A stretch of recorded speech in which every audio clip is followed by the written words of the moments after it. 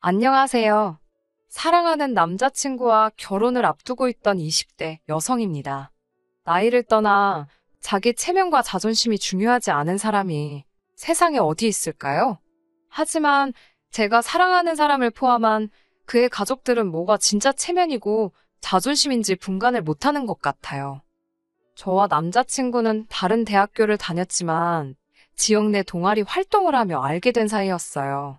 두 사람 다 사회인이 되고 나서 우연찮은 기회로 재회를 하게 되었고, 그때부터 이 인연이 다 연인이 되었습니다. 그리고 현재까지 쭉 만남을 이어오다가 결국 저와 남자친구 사이에 결혼 이야기까지 오고 가게 되었습니다.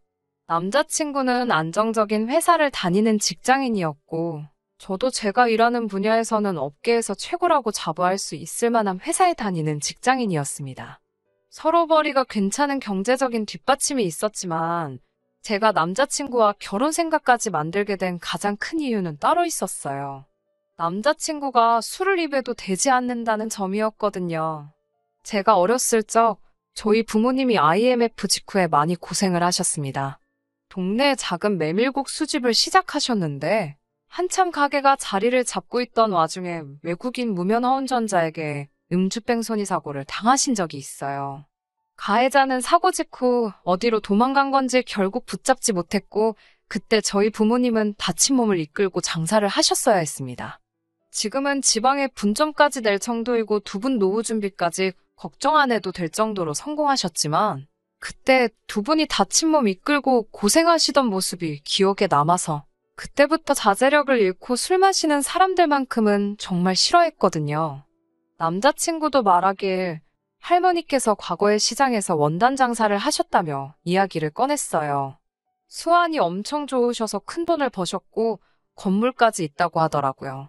아버님하고 삼촌은 할머니 따라서 이 사업 저 사업 하고 계신다고 하고요.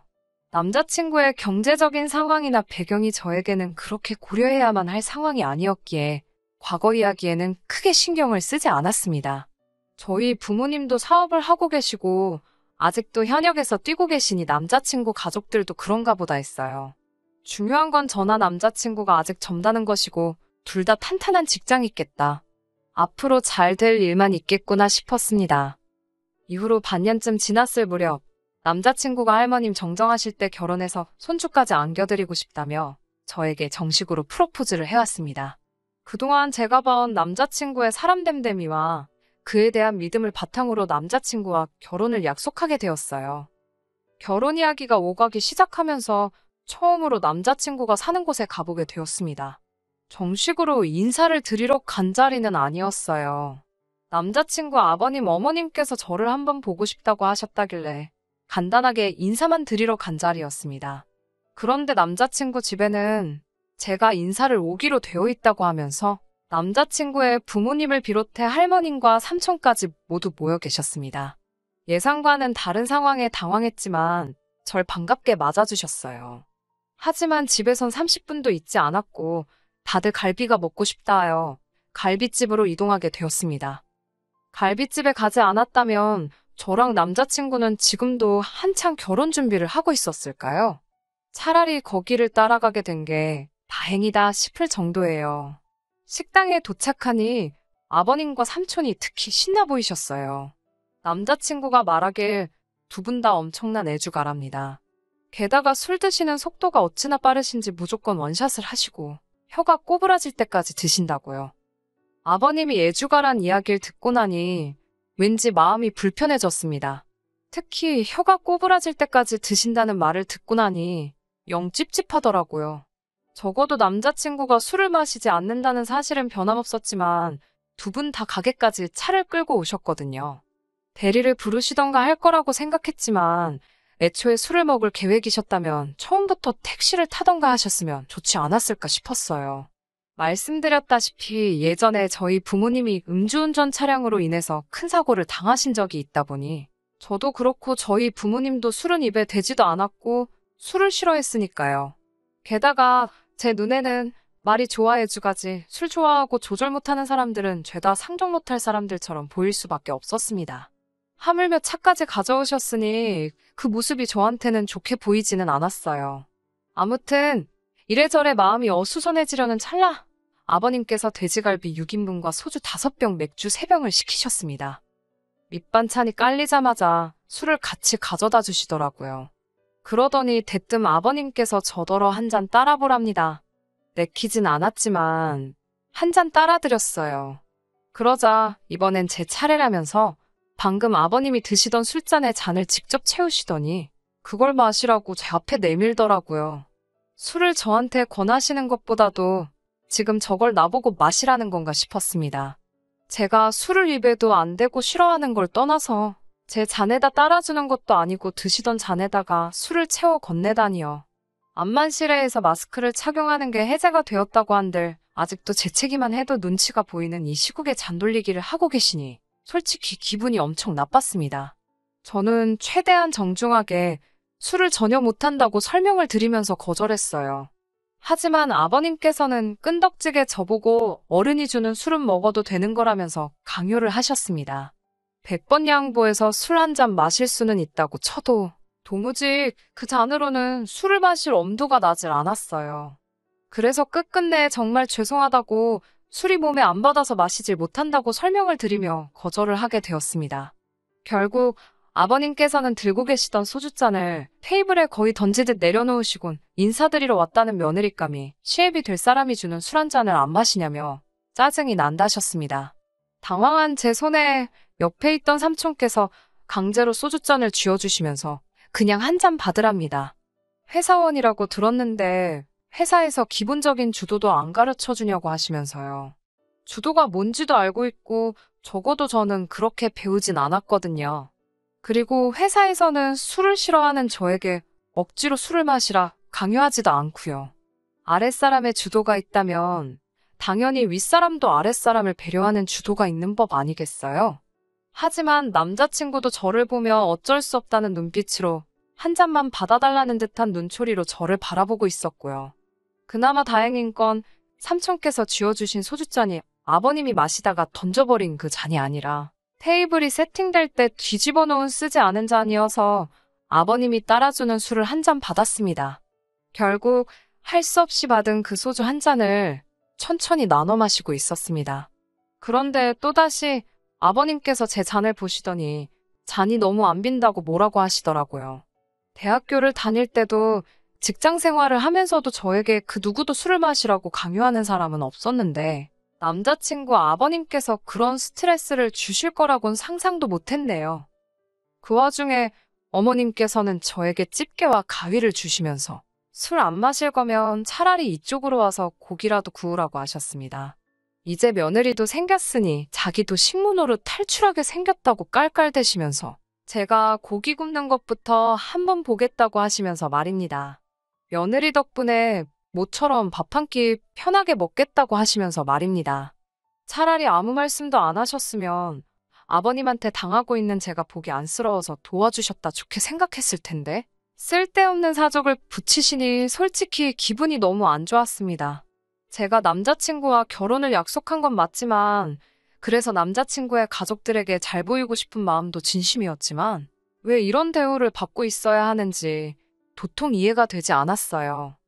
게다가 어머님이 저에게 고기를 구우라고 한 그때 할머님까지 저에게 이런 건 시애미가 시키기 전에 네가 알아서 했어야 된답니다. 뭐 먹으러 오면 여자가 눈치껏 파릿파릿하게 움직여야 된다나요. 제가 잠시 어른들의 눈을 피해 남자친구에게 도와달라고 했어요. 그러자 남자친구가 한다는 소리가 자기가 지금 나를 도와주면 할머니 앞에서 손자체면이 말이 아니랍니다. 그러니까 그냥 저더러 하래요. 싹싹한 손자며느리라고 칭찬을 들을 수 있는 절호의 기회라나요. 저는 그런 칭찬은 필요 없다고 남자친구 쪽으로 집게와 가위를 밀어놓았습니다. 그리고는 할머님과 어머님의 매서운 눈초리를 못 본 채 외면하고 있었지요. 결국 고기는 남자친구가 구웠고요. 아버님께선 그 사이에 술 기운이 좀 오르신 듯 했어요. 가만히 저를 쳐다보시더니 잠깐 여기 옆으로 좀 와서 앉아보랍니다. 시아버지한테 고기쌈이나 하나 싸서 입안에 넣어주라고요. 그냥 간단하게 인사드리러 온 자리였는데 남자친구 가족들은 제가 무슨 며느리 자리 면접 보러 온 거라 착각하시는 것 같았습니다. 그렇다고 자리가 자리인데 제가 무조건 싫다고만 할 수도 없는 노릇이었고, 소주 한 잔 마시라고 하실 때부터 아버님 성질머리 고약한 건 이미 파악을 한 상태였잖아요. 거기서 뻐기고 있어봐야 목소리만 커지겠다 싶어서 쌈 하나 싸드렸죠. 그나마 다행인 건 원래 바라신 대로 입에는 넣어드리지 않고 그냥 드렸더니 그쯤 하면 됐다 싶은 모양새로 별말을 안 하시더군요. 그리고 나서 아버님께서도 며느리도 한입 해야지 않겠냐고 쌈을 싸서 주시길래 제 입으로 가져다 주기 전에 잽싸게 손으로 받아서 입에 넣었습니다. 그런데 그걸 보더니 아버님이 저한테 성질을 부리기 시작했어요. 저희 부모님이 저한테 식사 예절을 안 가르쳤냐고 합니다. 입에 안 넣어준 게 문제인가? 사주는 걸 손으로 받아먹은 게 문제인가? 왜 또 저러고 계시나 그렇게 생각하고 있었는데 어른을 앞에 두고 쌈을 그냥 먹는 게 어딨냐입니다. 뭔 소리를 하시는 건가 싶었는데 어른이 앞에 있으면 고개를 돌려서 먹는 게 당연하지 않냐고 하시는 거예요. 아까는 술 마시면서 주도 타령을 하시더니 쌈 싸먹을 때도 고개를 돌려서 먹어야 되는 쌈도가 따로 있는 거였나요? 생전 처음 들어보는 식사 예절에 저희 부모님까지 거들먹거리시니 기분이 굉장히 나빴습니다. 게다가 이번에도 역시 남자친구는 아버님이 저한테 언성을 높이고 있는 가운데 또 상황을 애써 못 본 척하고 있더라고요. 잘못한 게 없으니 그 앞에 죄송하단 말은 전혀 하고 싶지 않았어요. 그래서 가만히 있었습니다. 제가 굽히지 않고 있으니 아버님은 저한테 계속 큰 소리 치고 계시고 차라리 속으로는 제가 며느리감으로 불합격이 되었으니 결혼 허락을 안 하겠다고 여기서 이만 가보라고 해주셨으면 싶었습니다. 제가 제 발로 그 자리를 뛰쳐나갈 수도 있었지만 그때는 행여나 그게 예의 없는 행동이고 그로 인해 저희 부모님 얼굴에 먹칠을 하게 되지 않을까 싶어서 가만히 있었거든요.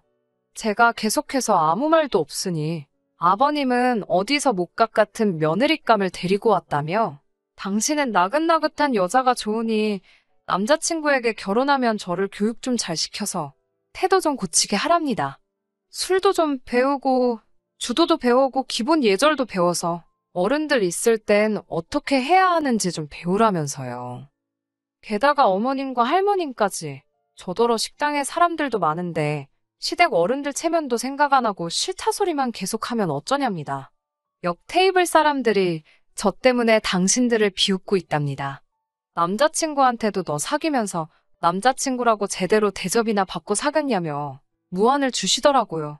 상황이 이쯤 되니 이미 저는 이 집구석에 잔뜩 질려버렸어요. 어떻게 집안에 정상적인 사람이 한 명도 없는 건지. 그나마 정상이라고 생각했던 남자친구마저 제가 처한 상황에 한마디도 나서지 않고 있으니 아무리 봐도 제가 이런 대우를 받는 게 당연하다고 생각하는 사람인 게 아닌가 싶었습니다. 차라리 결혼 이야기를 꺼내기 전에 나는 내 가족들이 먼저고 내 가족들이 너한테 어떠한 행동을 해도 너가 다 참아야 한다고 말해줬으면 애초부터 결혼하자는 말에 알겠다 대답하지 않았을 텐데 라는 생각이 들더라고요. 아니면 처음부터 자기 가족들이 하자가 있는 걸 알고 있었고 그 사실을 들키면 결혼하려 드는 사람이 없겠다는 확신을 가지고 있었던가? 그래서 어디 눈먼 여자가 있어서 운 좋게 결혼하면 다행이고 아니면 말고 하는 식으로 그런 게 아닐까? 남자친구 머릿속을 들여다볼 수는 없으니 제 생각에는 아무리 생각해도 둘 중에 하나밖에 없겠다고 생각했습니다. 술이 더 들어가자 아버님과 삼촌께서는 별 이야기를 다 꺼내시더라고요. 그리고 그 와중에 제가 미처 남자친구에게서 듣지 못한 이야기들도 있었습니다. 삼촌께서는 젊은 날 반복된 사업 실패로 신용불량자가 되었다는 이야기를 자랑처럼 하더라고요. 아버님도 사업을 하고 계시기는 하는데 마땅한 수입이 없으신 건지 싶었습니다. 그렇게 주고받던 이야기가 결국에는 조카 자랑, 자식 자랑으로 넘어가더라고요. 형님이 자식 하나는 잘 키웠다고요. 우리 집안 짊어지고 가는 모습이 장하다고 하시는 거예요. 그러면서 알게 된 충격적인 사실은 남자친구의 부모님은 물론 삼촌부터 할머님까지 전적으로 남자친구가 벌어오는 돈에 기대서 살고 있더라고요. 제가 온다고 해서 아버님 댁에 다른 분들이 오셔서 모인 게 아니셨고 그 집에서 다섯이 온 식구가 모여 살고 있었던 겁니다. 자세히는 모르겠는데 왕년에 잘 나갔을 때 이야기를 계속 꺼내시는 걸 보니 남자친구 말대로 할머님이 돈을 잘 버셨던 건 사실인 것 같지만 아버님이고 삼촌분이시고 두 사람이 사업으로 할머님 재산을 날려먹은 것처럼 보였어요. 그리고 그걸 자랑이랍시고 떠들어대는데 남자친구 배경이 결혼하는데 중요한 부분은 아니었지만 이미 이 시가족이 될 사람들의 바닥을 결혼 전에 다 알게 되어버렸는데 그게 끝이 아니라 바닥 아래에 더 깊은 바닥이 있었다는 걸 알게 돼버린 거예요. 몇 년 동안 쌓아올린 남자친구와의 정은 이미 이 자리에서 몇 시간 만에 날아가 버린 지 오래였고 저는 언제쯤 남자친구한테 결혼은 없었던 일로 하고 헤어지자는 말을 꺼내는 게 좋겠나 생각하고 있었습니다. 그 와중에도 남자친구는 제가 자기랑 결혼을 할 것이라 철석같이 믿고 있는지 자기가 가족들을 먹여 살리는 건 우리가 결혼을 해도 달라질 일이 아니라고 말하는 거예요. 어차피 저도 돈을 벌고 있으니 자기가 월급을 받아오면 애초에 그 돈은 없는 셈 치면 된다는 겁니다. 남자친구가 한 달에 300만 원을 번다고 치면 그중에 150만 원은 없는 거다. 그러니 자기 월급이 애초부터 150만 원이었다 생각하라는 거예요.